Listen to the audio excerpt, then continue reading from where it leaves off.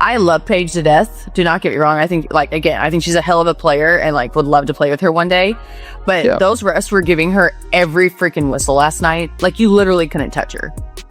And that shit is so annoying to me.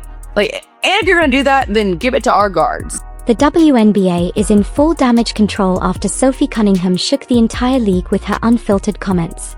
What she said has set off a storm, igniting outrage, sparking debates, and now leading to a massive fine that feels more like an attempt to silence her than anything else. Was Sophie standing up for what's right, or did she cross a line the league wasn't willing to tolerate? Fans can't agree, players are whispering behind the scenes, and the tension is spreading fast. One thing is crystal clear: this goes way beyond basketball. This fine has exposed deeper cracks, leadership struggles, questionable officiating, and the league's failure to protect its stars, from Caitlin Clark to Sophie Cunningham. So here's the question: will the WNBA finally face its leadership crisis head-on, fix the officiating mess, and start protecting the players driving its future? Or will it keep trying to bury the voices calling for change?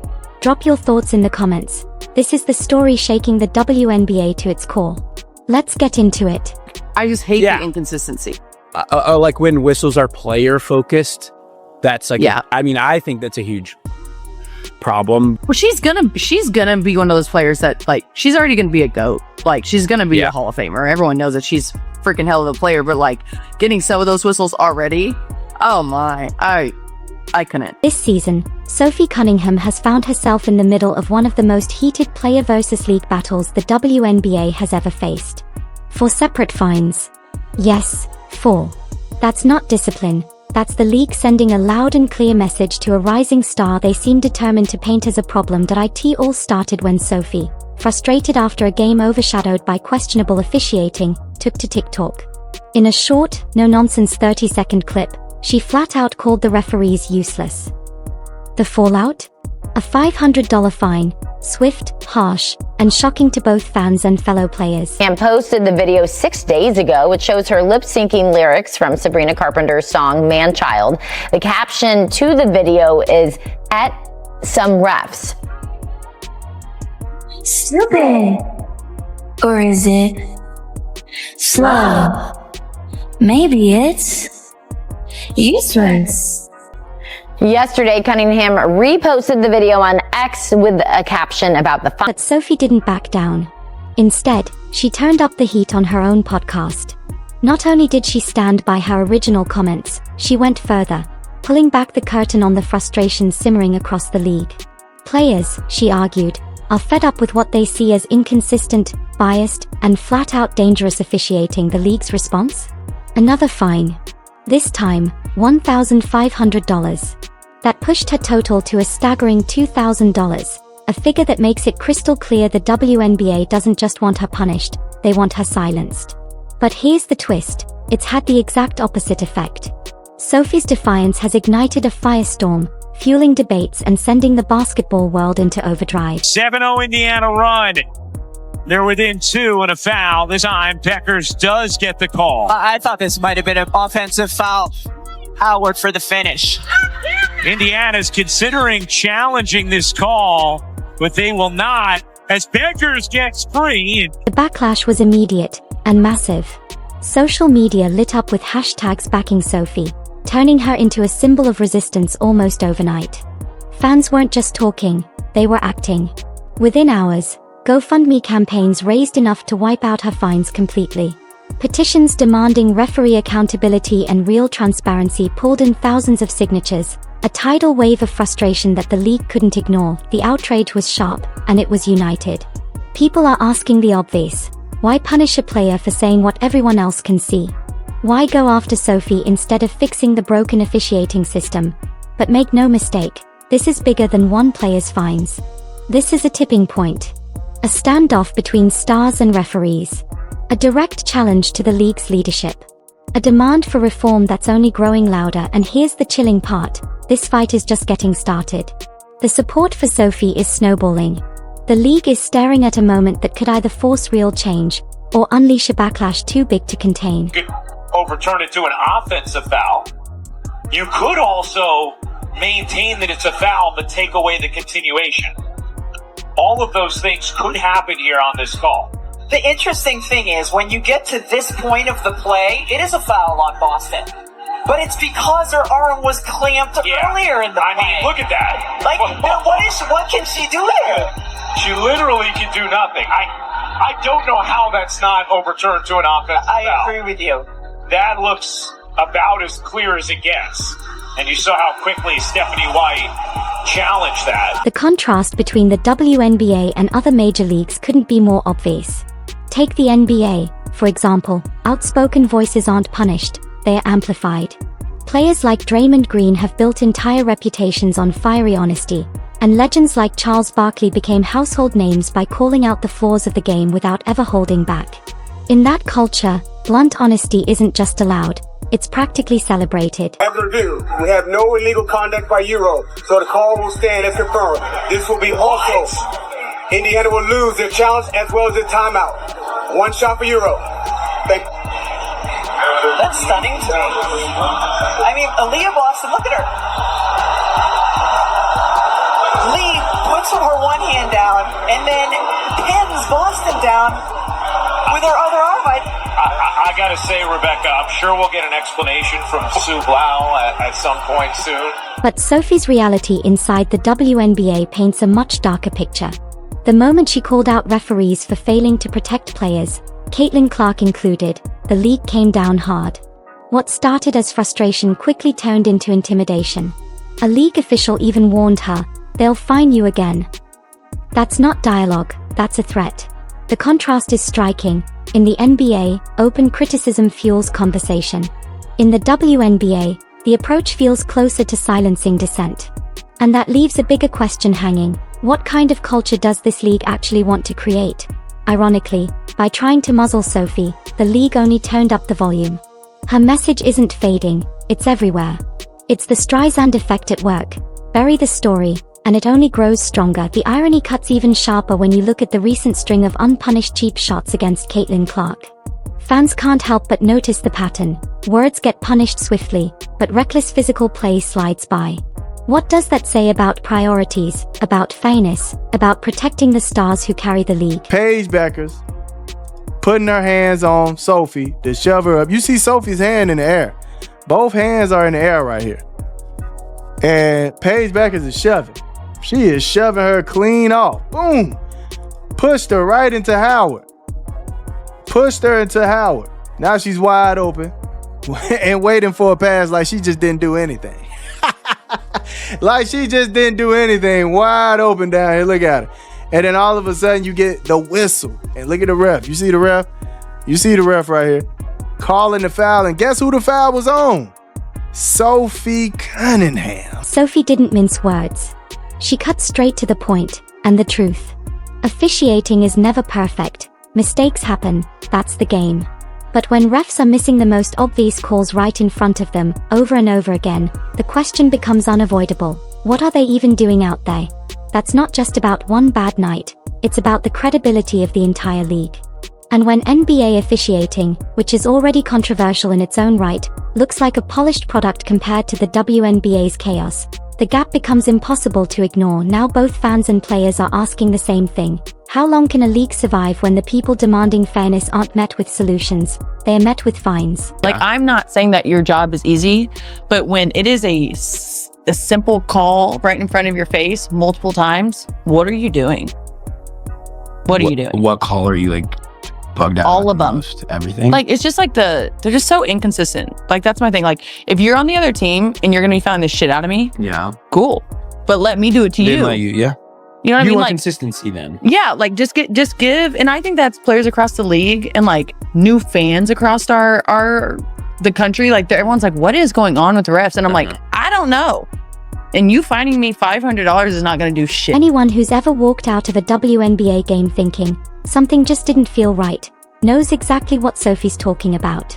This isn't one bad whistle. This is a pattern of inconsistency that fans and players can't ignore anymore.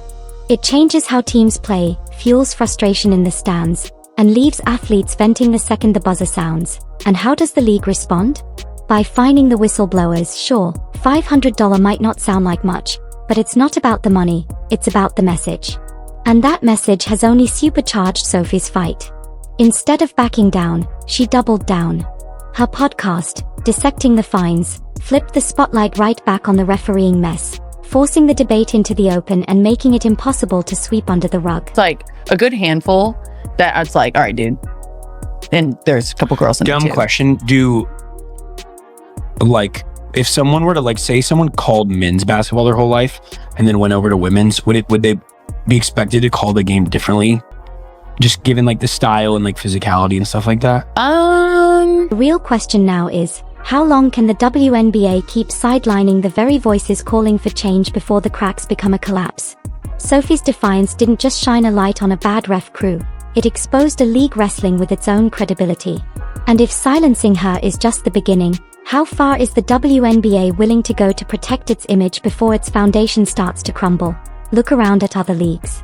In the NBA, when officiating comes under fire, there's transparency, replay centers, public reports, even open debates. Players can call out refs without bracing for a fine. That honesty builds trust, even when mistakes happen. The WNBA, they've chosen a very different path. Critics aren't heard, they are punished. And that decision is backfiring. Slapping Sophie with $500, then another $1,500 hasn't shut her up. It's turned fans against the league itself. Now social media is on fire. Petitions, hashtags, non-stop debates. This isn't just a moment. It's a revolt. And it's sending one clear message. Fans want fairness, not silence. I think it was a physical game, I think there's a double standard in how people get their calls. I think Kelsey Mitchell, number one, is held or chucked on every freaking possession and never gets a call off the ball. I think Aaliyah Boston is the worst officiated post player in the league. She never gets a call. And there's a double standard there, certainly. But again, if it's going to be physical and you're going to allow us to be physical, then allow both teams to be physical. If you're going to call the holds and you're going to call the chucks, and you're going to then call it both ways. So, I think that we've been pretty consistent in what we're asking for. And I didn't feel like it was consistent, especially for those two. I think you could call a foul every time down the floor for those two. And here's the danger. Bad officiating doesn't just ruin plays, it destroys trust. Fans start doubting the integrity of every game. Players hesitate to speak.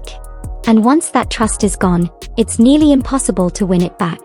That's the real cost of the WNBA's heavy-handed response. And unless something changes, it's a cost that will haunt the league for a long time. Right now, the WNBA is standing at the edge of a cliff, staring at a decision that could define its entire future. Confront the officiating disaster head-on, or keep pretending nothing's wrong, and risk alienating the very players and fans who give the league its heartbeat. The stakes have never been higher. This isn't just a PR hiccup. It's a full-blown credibility crisis. Will the league choose to fix its deep-rooted problems, or continue punishing the very voices demanding reform? And more importantly, what unseen forces are driving this harsh crackdown? The irony is almost laughable. Only in the WNBA could you be fined for talking about your own fine. Sophie Cunningham revealed on her podcast how her general manager pulled her aside in front of teammates to break the news. Another penalty, another blow. But here's the thing, she wasn't cursing out refs or launching personal attacks. She even admitted that some officials are skilled and the job is no easy task. Her crime? Simply questioning the standard of officiating. Yet, despite her measured words, the WNBA's disciplinary hammer came crashing down again. I have the biggest issue about the female sides of refs is they're so emotional. The guys, no, the NBA officials, the NBA players mother those officials no other. Yeah. I've worked broadcast, I've been to games, I'm friends with these people, they mother them. Yeah. And the only person that I've ever seen able to mother a ref on the women's side is Diana Taurasi. And they take it. Yeah, they had to. Yeah, they have and to. But when she's probably one of the worst people that I've seen go after refs, and I loved every second of it. The bigger issue is this. None of this controversy would exist if officiating were consistent and competent in the first place. When referees miss blatant calls right in front of them, calls that directly impact player safety, frustration is inevitable. And this isn't just about Sophie Cunningham, this is about Caitlin Clark getting hacked, shoved, and blindsided night after night without protection. It's about the Indiana Fever fighting uphill, not just against opponents, but against questionable officiating. Instead of treating player criticism as valuable feedback, Cathy Engelbert's league doubled down on punishment, turning what should have been a small issue into a full-blown scandal. And the timing couldn't be worse, especially with national outlets like the Wall Street Journal openly questioning whether the WNBA is fostering a hostile environment that silences honest voices. The hypocrisy is glaring. Dangerous cheap shots, like Marina Mabrey's blindside hit on Clark or Diagenai Carrington's near-eye poke, are brushed aside with barely a whisper. But the moment Sophie Cunningham calls out the refs for not doing their jobs, suddenly the league finds its backbone and enforces discipline with military precision. It's like ignoring a 5-alarm fire in the living room while lecturing someone about spilling coffee on the rug. The priorities aren't just skewed, they're completely upside down. And every time the WNBA chooses to police words instead of protecting its stars, it erodes the very trust that fans and players place in its leadership. Now, like the refs, and I'm not saying they're emotional, like the men and women, it doesn't matter the gender. On our side, they are too emotionally invested and they can't take it. And I'm like, is it new to the WNBA that you guys are like maybe talking more shit back to refs, or has that been a thing forever? Oh, it's always been a thing. This uneven enforcement has fans and players asking the same question. Where do the WNBA's priorities really lie? Sophie Cunningham gets slapped with a fine for a calm, respectful podcast comment, while Caitlin Clark takes hit after hit on the court with no real protection. 2 full seasons, and not a single fine has been issued for those blatant fouls. The double standard couldn't be clearer, and it's starting to look like the league cares more about controlling the narrative than protecting the very athletes driving its growth. Sure, defenders of the WNBA will point out that every league fines players for criticizing refs. But here's the difference. In most leagues, officiating is competent enough that players don't have to call it out week after week. In the NBA, for example, you'll hear the occasional complaint, but overall the standard is miles ahead, meaning conversations are about improvement, not basic survival on the court. When another league's refs look flawless by comparison, it's a flashing red sign that your own system is broken. And fixing that should come before silencing the people pointing it out. Let's be honest. Sophie's criticism wasn't some unhinged rant. She didn't insult anyone, didn't question anyone's character. She simply said what thousands of fans were already thinking: the refs aren't doing their job. That's it. No dramatics, just truth. Yet instead of responding with, "We hear you, and we'll work to improve," the WNBA doubled down with fines, sending the message, "We care more about appearances than reality." That's not growth mode, that's damage control mode. And the move has completely backfired. By fining Sophie, the league made her voice louder. Her podcast downloads jumped as fans tuned in to hear the dangerous words the WNBA wanted to silence. Instead of burying her message, they amplified it. Here's the irony.